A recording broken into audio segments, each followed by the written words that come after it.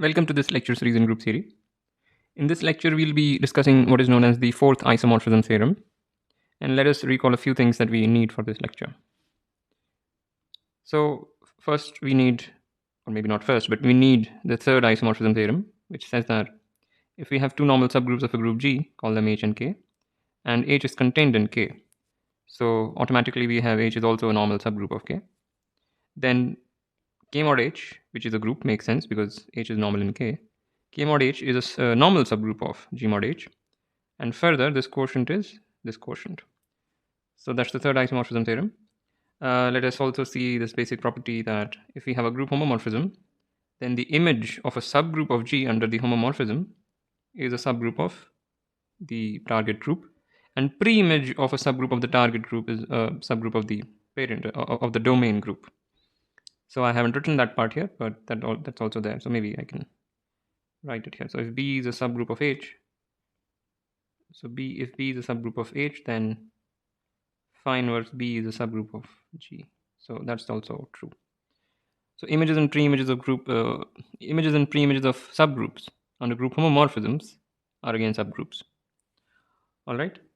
Let us also see a very basic set theoretic fact. So suppose we have a surjective function alpha from a set X to a set Y. Then for any subset B of Y, we have this equation. So you pull back B and then you push forward B, sort of. You get that. And this is false without the surjectivity assumption. Find the counterexample. Find a counterexample. We also will use set theoretic quotienting. So set theoretic quotienting we again discussed at length. It says that suppose we have a map of sets. X and Y are sets and alpha is some map. Then we get this diagram where what is this tilde thing? Tilde is the fiber relation, so to say. So maybe I did not state it this way, but in my linear algebra lectures, I stated it this way. So x1 and x2 are two elements in X. Then we write x1 tilde x2 if and only if they have the same image under alpha. So the equivalence classes of this relation are precisely the fibers of alpha. Fibers of alpha are the sets which appear as pre-images of single points. So this is the set of all fibers of alpha. Yeah, and we are only interested in non-empty fibers, so I should take out the empty set from this, but that looks ugly. So I just don't mean to have the empty set in here. Anyway, so this is what we saw. Basically, alpha, what does alpha do? Alpha identifies everything in one fiber to a single point, meaning what? All things in one fiber go to a single point here. So we just think of that fiber as a dot in this particular thing, and each dot just goes to a dot now. And this is an injective map. So that's also something important to note. This is an injective map. Injectivity is denoted by a hook. All right, so these are the things that we have discussed previously and we'll use them. These are the problems. This problem gives a nice example of a homomorphism from the group S1 to the group S1. S1 is the set of all complex numbers of magnitude 1, and it is a group under usual multiplication of complex numbers. So this is a very nice example of homomorphisms. And the second one gives a example of an infinite group, which is isomorphic to a proper quotient of itself, meaning isomorphic to a non-trivial quotient of itself. So this, of course, cannot happen for a finite group, but it happens for infinite groups sometimes, or many times. Okay, so let's start with the material of this lecture. So suppose G is a group and N is a normal subgroup in G. Then we have this natural projection homomorphism, which takes little g in G to the corresponding left coset of N. And from this map, we induce a map from that to that. Sorry, that to that. Now, what is that? That notation is just to denote the set of all subgroups of G which contain N. That's why the subscript is there. And that is to denote the set of all the subgroups of G mod N. All right, and then what is this map F? So it picks a subgroup of G and outputs the image of that subgroup under pi. And since pi is a group homomorphism, the image is again a subgroup of G mod N, which we write as A bar. Rather than pi A, we write it as A bar, and just note that A bar is nothing but A mod N, which is of course that thing. So various ways to write the image of A under F, either that or that or that. Okay. So the fourth isomorphism theorem is a bunch of different statements, but here is the basic one, that this map F is actually a bijection.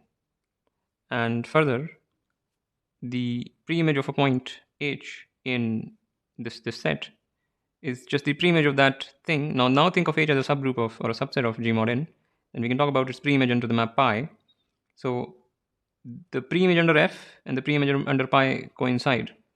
And this may look like a trippy thing, but if you think about it, there's nothing wrong, syntactically wrong with it. Here the preimage, here when we take the preimage, we're thinking of H as a subset of G mod n. And here when we're taking the preimage, we're thinking of H as an element of that. Now, those two things are the same thing. They're not different statements, but still I wanted to make that distinction. All right, so let's prove the bijection property. And in the proof of the bijection property, this will automatically fall out. So first we'll do injection. So why is F injective? Suppose we have two elements in the domain of F such that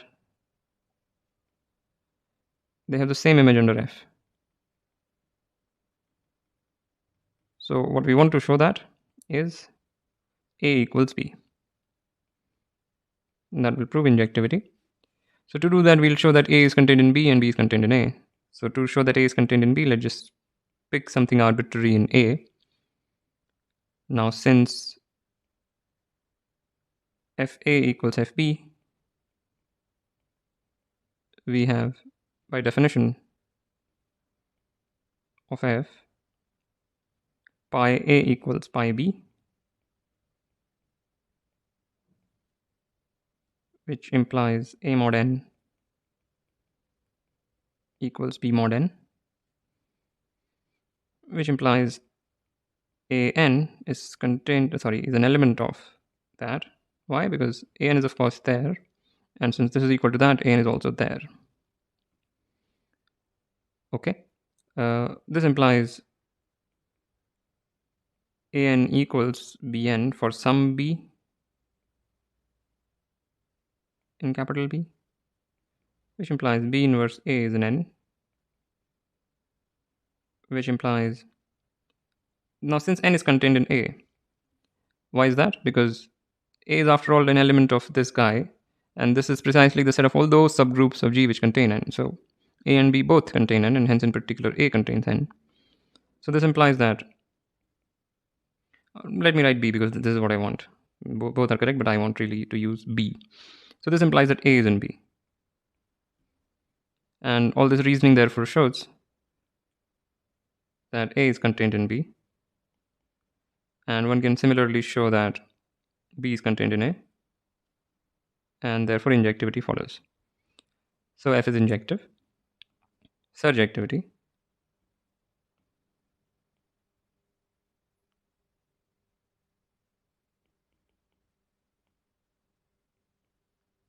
So let H be some subgroup of G mod n. Then, since pi is a surjective map, from G to G mod n, we have pi of pi inverse of H equals H, right? That's what we discussed in the recall. If you have a surjective map, then pull back and push forward gives you the original thing. So now note that this guy is actually a subgroup of G because it's a preimage of a subgroup of G mod n under a group homomorphism, namely pi. Therefore, this is a subgroup of G. Further, this contains n. Why does it contain n? Because any subgroup of G mod n will contain the identity of G mod n. The identity of G mod n, whatever, I mean, we know what that is. It is n. But the point is that the preimage of identity is therefore contained in the preimage of H, because identity is contained in H being a subgroup. What is the preimage of identity? It's the kernel of pi, but kernel of pi is precisely n. So therefore, this guy is actually a member of I haven't written it any. Yeah, I'm a member of that guy, the domain of F. And by definition of F, therefore, we can write the above equation as F of pi inverse H is H. Right? This is a subgroup of G that contains n. writing pi of that is same as writing f of that. That's the definition of f, so we have that. And therefore f is surjective. We picked an arbitrary subgroup of G mod n and showed that it is the image of some subgroup of G that contains n under the map f, and therefore f is surjective.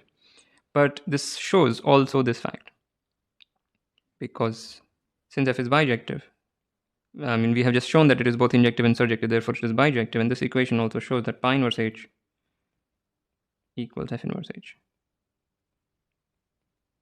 So f of h is pi h and f inverse h is pi inverse h, so it seems like f is pi, but no, it makes no sense to say that f is equal to pi. The domain and target are completely different.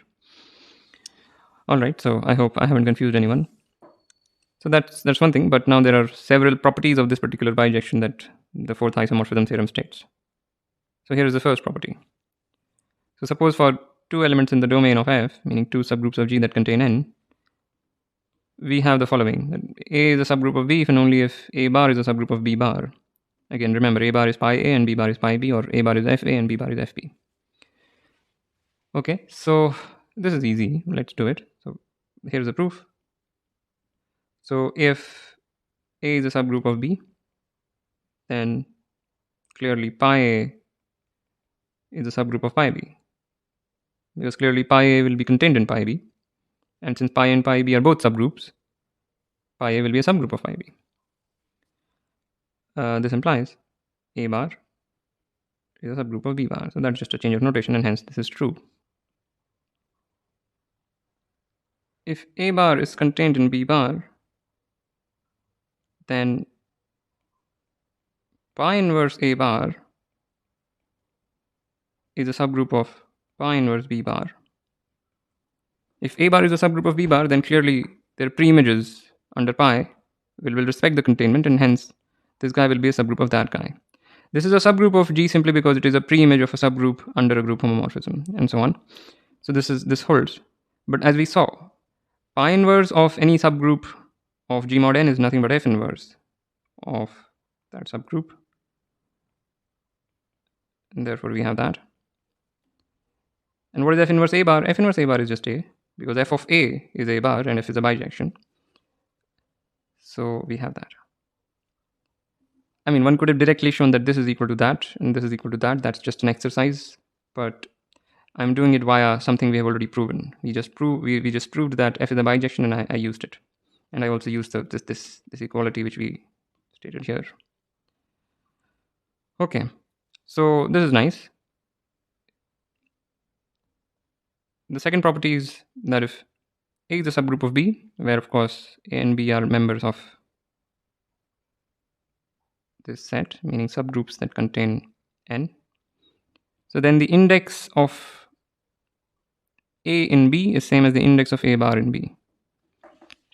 And recall that this is just a notation for the cardinality of B mod A, and that is a notation for cardinality of B bar mod A bar. So B mod A I'm not saying is a group. B mod A is just the set of all the left cosets of A and B, and this is the set of all the left cosets of A bar and B bar. All right, so I won't do the proof in full, but I will do the main steps. So we'll just create a bijection between B mod A and B bar mod A bar. So here is how we start. Start with this map.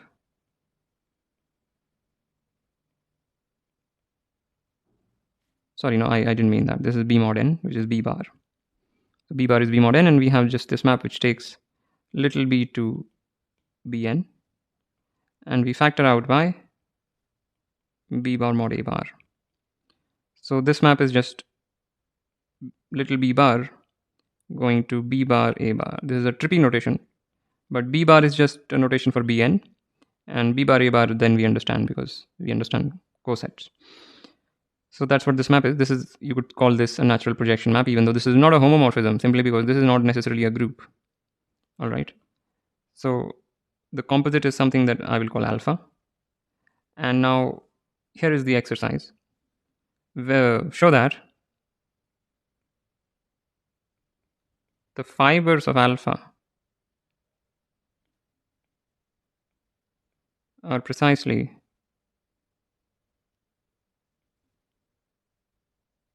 the elements of B mod A, meaning they are precisely the left cosets of A and B. Again, what is a fiber? So if x to y we have this map, then fibers of alpha are these things. Alpha inverse y, which is those things in x which map to y. So for each little y, we can create this set, and these are called fibers. Okay, and of course they partition the set X. So the fibers are precisely that. This is what I want you to show as an exercise. It's a simple exercise. And once we verify that by set theoretic quotienting, we have the map alpha factors through B mod A injectively. So this is a map alpha bar, and this is an injective map. Alpha bar is injective because we factored out by the fibers. Right, and this map is clearly B going to BA. Right, B going to the fiber in which it lies. So the fiber of B is just BA. Okay, and we have this injective map alpha bar from this to that. But note that pi is surjective, of course. Surjectivity is denoted by double arrows. B bar to this B bar mod A bar is also surjective. Therefore, alpha is the composition of two surjective maps, this one and that one. So alpha in itself is surjective because composition of two surjective maps is surjective. And if you factor out a surjective map, you always get a surjective map. So this is also surjective. Therefore, alpha bar is a bijection, and hence we have a bijection between B mod A and B bar mod A bar, and we are done. So that's what this theorem says. So here is another statement. So it says that you take two subgroups of G which contain N and take the subgroup generated by them and then push it forward via F or pi, whichever way you want to look at it. Or you can first push them forward by F, take the union, and then take the subgroup generated by them in G mod N. So those two things are equal is this statement. So let us quickly show one containment, and the reverse containment will be the main part. So we have this subgroup of G mod N is nothing but F of that, which is of course pi of that thing, and it contains pi A union pi B, right? Because, well, it contains pi of A union B, and whatever. So just convince yourself. This is equal to A bar union B bar. And since this is a subgroup of G mod N and this is just some subset, this implies that this thing contains the subgroup generated by the subset. So we have that. So this containment we have shown, and now for the reverse containment,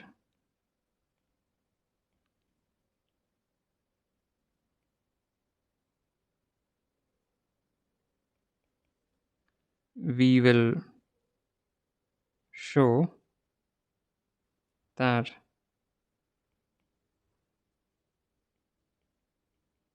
this thing is contained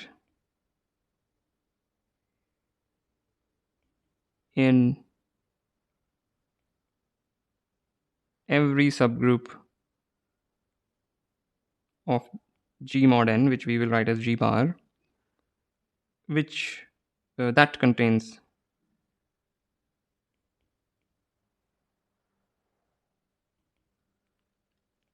A bar union B bar. So it's a convoluted statement, but here is what I'm trying to do. To show that some subset is contained in the subgroup generated by another subset, you just need to show that it is contained in every subgroup that contains that subset. Because the subgroup generated by a particular subset is the intersection of all the subgroups that contain that particular subset. So, long story short, if you just realize that this will imply the reverse containment, then we can move forward. So please realize that. And now let us show this statement, and that will show the reverse containment. Okay. So let H bar be a subgroup of G bar, where H is a member of that. So why can we choose, an arbitrary subgroup of G bar looks like this? Meaning any subgroup of G bar is of the form H bar, where H is some element of that. This is simply because F is a surjection. F is a bijection, and hence in particular a surjection.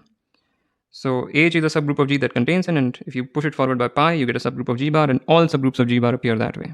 We have shown this. Okay, and suppose this subset is contained in H bar. So we want to show that this guy is also contained in H bar. So then, of course, A bar and B bar are both individually contained in H bar, which implies by this thing, this implies A and B are contained in H, which implies the subgroup generated by A and B is contained in H, because H is a subgroup, which again, if we apply 1, so yeah, so here we had used 1, and again we use 1. This is contained in H bar. And that's it. This is what we wanted to show. So we picked an arbitrary subgroup of G bar and showed that this guy is contained in H bar, not an arbitrary subgroup. We picked an arbitrary subgroup of G bar with this property and showed that it contains this.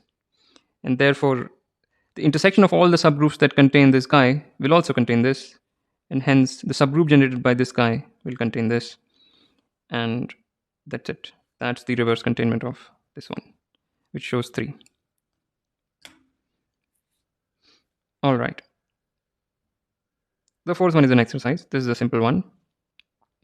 And lastly, we have this fifth one, and this will be the last one. Suppose A bar is a normal subgroup of G bar, where again I should mention that A is an element of this set. So if A bar is a member of A bar is a normal subgroup of G bar, then let pi, again I shouldn't use pi, maybe I'll use pi tilde. I don't want to confuse with the pi that we saw earlier. So consider this map has its kernel as A bar. So we have a group homomorphism whose kernel is A bar.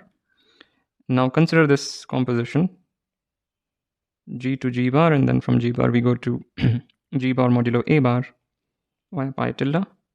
G to G bar is our usual, the previous pi. So just to spell it out, it goes from G to Gn, and pi tilde takes it to Gn A mod n. It looks ugly, but that's what it is. So that's why we write it as G bar A bar. It looks much better. And this we write as G bar. Okay, so this is a composite map. So if we look at this map that we get by composition, call it psi. What is kernel of psi? Kernel psi is pi tilde composed with pi inverse of the identity of G bar modulo A bar. That's the definition of the kernel. So this is equal to pi inverse of pi tilde inverse of the identity of G bar modulo A bar equals pi inverse of A bar. But again, I mean, pi inverse of A bar is A, but we can see it using the following. Pi inverse of A bar is F inverse of A. We saw this property, F inverse of A bar. And F inverse of A bar is just A because F is a bijection. So pi inverse of A bar is A, basically. That's what one has to realize. And therefore, A appears as the kernel of the group homomorphism psi, which implies A is normal. So this implies that A is normal in G. So that's one direction. And for the other direction, if A is normal in G, apply the third isomorphism theorem.